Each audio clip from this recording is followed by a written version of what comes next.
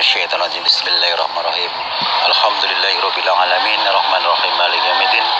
Iyyaka na'budu wa iyyaka nasta'in. Ihdinas siratal mustaqim, siratal ladzina an'amta 'alaihim ghairil maghdubi 'alaihim waladdallin. Rabbighfirli wa liwalidayya. Amin.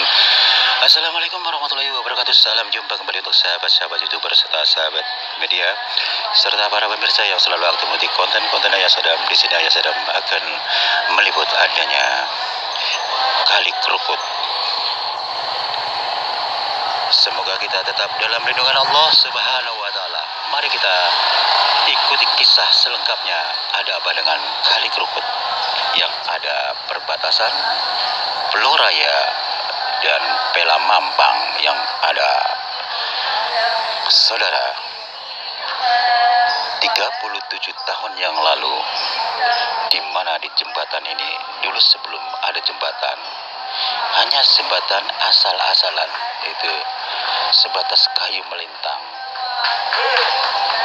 Tidak seperti dengan wajah sekarang sudah rapi, ada jembatan, lantas ada resapan air. Dulu belum ada resapan air. Resapan air kurang lebih 8 tahun yang lalu. Katakanlah usia baru 8 tahun adanya resapan air tersebut. Dan jembatan ini pun bersama dengan ada resapan, ada jembatan. Sekarang terlihat sudah rapi. Lalu kita kembali mengenai bicara masalah Kali Krukut ini. 37 tahun yang lalu, yang tadi saya katakan adalah kali penghubung antara Bloraya dengan Pelamampang, hanya sebatas sekedar jembatan kayu melintang begitu saja, dan hanya orang-orang terdekat saja yang paham dengan lingkupnya, karena di sini memang daerah mudah dengan air. Kalau banjir besar bisa kurang lebih 2 meter. Akan tetapi dengan penduduk setempat, mereka memberikan diri kalau pulang dari mana-mana menyeberang jalan sini akan lebih dekat. Itu menurut mereka. Namun jangan coba-coba, orang yang bukan kedapatan lingkup akan membahayakan.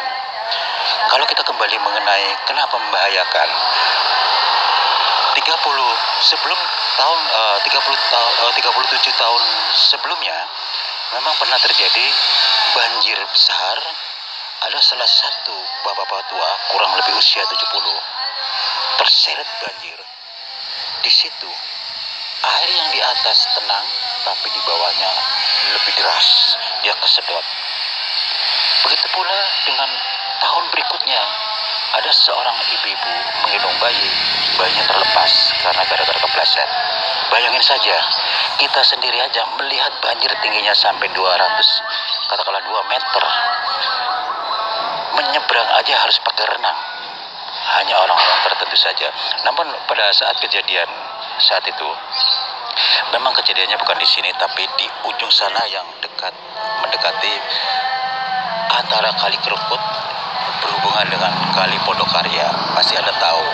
Di sanalah yang dinamakan Jalan Walter Monginsidi, ya. Disitulah yang mengarah Kali Pondokarya.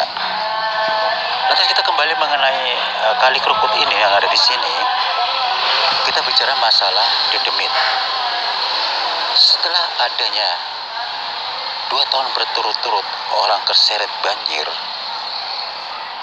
disitulah ada satu bapak-bapak yang mirip orang yang terseret banjir, mirip beliau, selalu nongkrong adanya di pinggir kali sini, sehingga orang-orang warga situ ngertinya manusia biasa. Pada saat orang-orang merasa dikejutkan adalah seorang pedagang rokok keliling yang kebetulan pulang lewat situ. Saat itu memang banjir belum ada, kebetulan memang lagi musim terang dan cuaca baik. Pada saat si tukang penjual rokok keliling mau pulang menyeberangi kali ini, yang dulu saya katakan masih sebatas penyeberangan dengan kayu di melintang begitu aja, Dia negor si bapak itu, "Pak, kenapa malam-malam jam 10 malam lewat nih? Lagi ngapain nongkrong di sini? Takutnya nanti banjir," kata si penjual rokok mengatakan demikian. Sampai 3 kali berbicara, si bapak itu tidak menjawab sama sekali. Tiba-tiba si penjual rokok itu katanya dia kontak, merasa merinding. Begitu si tukang rokok itu baru melangkah berapa langkah dari orang tersebut, orang tersebut tiba-tiba sudah ada di atas pohon. Lantas si penjual rokok lari terbirit-birit, teriak histeris sehingga membuat warga yang ada di lingkup situ merasa dikejutkan. "Ada apa bang? Ada apa bang? Ada apaan?" kata para warga yang kebetulan mendengarkan suara histeris itu. Lantas si abang menjelaskan, "Begini pak, itu kan jembatan itu kan cuma kayu melintang. Saya negor si bapak-bapak itu kurang lebih usia 70. Bapak jangan di sini pak, takutnya banjir, terada apa-apa. Kenapa nih, gelap lagi, udah jam 10 lewat." Saya bilang begitu. Sampai 3 kali saya bertanya, dia nggak nyaut. Kan posisi di situ kan agak gelap, nggak ada lampu. Ya udah, saya tinggal aja. Habis saya ajak ngomong nggak ngomong.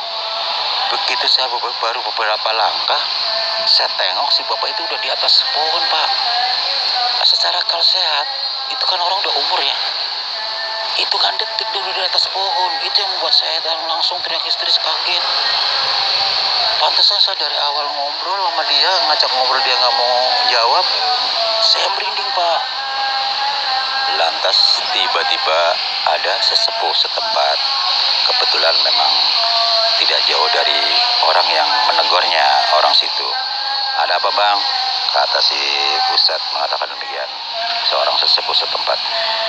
"Begini pak, baru saja saya melihat bapak-bapak kurang lebih usia 70 di jembatan itu tuh yang cuma kayu melintang. Saya omong, Pak, malam-malam begini ngapain pak? Mendingan pulang pak, takutnya banjir pak, kenapa-kenapa." "Ya jelas manusia pak, ya kira-kira umur 70-an. Saya tanya sampai 3 kali tidak menjawab. Pas saya baru melangkah meninggalkan orang tersebut karena dia nggak mau jawab. Begitu saya tengok, tiba-tiba dia udah di atas pohon pak. Padahal hitungan detik pak. Coba pak bayangkan pak, hitungan detik. Logikanya kan umur segitu, masa iya sih dia taunya udah di atas pohon. Padahal pohon itu kan jaraknya agak jauh." Lantas seorang sesepuh, disebut namanya seorang ustadz, mengatakan, "Begini deh, simpel saja ya, memang sudah puluhan tahun. Kalau dihitung sampai sekarang ini, semenjak situ melihat dia, pernah kejadian dulu, katanya ada orang meninggal. Lantas digabung-gabungkan dengan orang yang suka nongol yang tadi situ lihat," kata si Ustadz mengatakan demikian. Padahal yang namanya orang sudah meninggal ya sudah. Bangsa jin itu bisa menyerupai, mengecoh siapa aja. Ini karena ada orang meninggal, wujudnya seperti dia pintar tuh memanfaatkan keadaan, mengecoh manusia yang sudah meninggal, sehingga orang-orang kan kaget, wah orang udah meninggal kentayangan, seperti itu deh. Jadi tidak lepas dari bangsa jin. Yang situ temuin juga bangsa jin. Tuh letaknya di bawah itu benar, yang tadi situ bilang katanya taunya udah nengkreng di atas pohon. Disitulah. Lantas si tukang rokok bertanya kembali, "Pak Ustadz, kira-kira dia pengganggu nggak ya Pak? Menurut riwayat, saya kan sering lewat sini, cuman baru kali ini saya lihat dia." Lantas seorang Ustadz, "Ya kamu baca-baca lah. Kamu kan biasa lewat sini, jadi udah nggak asing lagi tahu keadaan. Yang namanya bangsa jin, insya Allah baca salawatan apa sambil jalan. Permisi, assalamualaikum, apa bagaimana gitu. Insya Allah lah aman. Hal-hal begitu tidak akan mengganggu kita. Kadang-kadang kan orang suka lupa, buru-buru dan lain sebagainya. Hal-hal gitu kan gampang iseng dengan kita." Lantas satunya lagi datang, sesepuh lagi. "Ada apa nih rame-rame?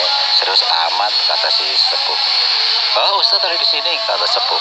"Iya nih, saya juga baru nyampe. Ini ada lagi ngobrol-ngobrol, katanya ketemu orang tuh umur 70-an katanya. Tiba-tiba kok nengkreng di atas pohon." Lantas antara sesepuh dengan si Ustadz menguatkan pendapat, "Oh ya itu betul, memang di situ udah biasa. Itu jin tuh yang ada di pohon itu. Memang dia bersemayam di situ." Demikian adalah saudara kupasan yang kami rangkum menjadi satu informasi yang kami dapatkan dari saksi mata. Kami kupas kembali. Tujuan kami adalah sharing untuk menambah wawasan buat kita semua. Semoga bermanfaat. Wassalamualaikum warahmatullahi wabarakatuh.